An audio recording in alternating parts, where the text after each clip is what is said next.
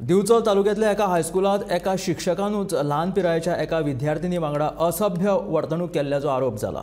ह्या विशीं दिवचल पुलिशेंत गुन्यांव नोंद जाला आनी फुडलो तपास चालू आसा।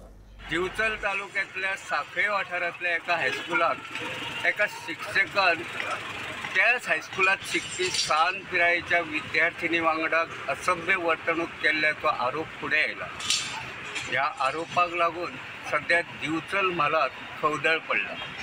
फाटल्या 9 सप्टेंबराक आपली चली क्लासरूमात आशिल्ली तेन्ना संबंधित शिक्षकान आपली चलयेक धुकलून उडयली। ताका लागून तिच्या पांयांक मार बसलो अशी कागाळ पिडीत चलयेच्या आवयन काल शेनवारा दिवचल पुलिशेंत केली। ही कागाळ केले उपरांत दिवचल पुलिशेन इंडियन पिनल कोड 323 आणि बाल हक्क कायद्याच्या 8 ह्या कलमा खाला गुन्यांव नोंद केला। ह्या प्रकरणाक लागून दिवचल वाठारात सध्या वेगवेगळी चर्चा सुरू आसा। ह्या प्रकरणाची खोलायेन चौकशी करून दोशी आशिल्ल्यांचेर कारवाय जावपाकच जाय अशी मागणी फुडें येता।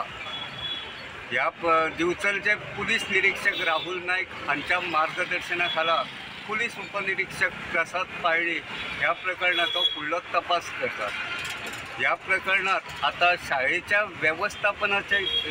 व्यवस्थापनाची कितें भूमिका आसतली ते पळोवचें पडटलें। गोमंतक टीव्ही खातीर हांव तुकाराम सावंत।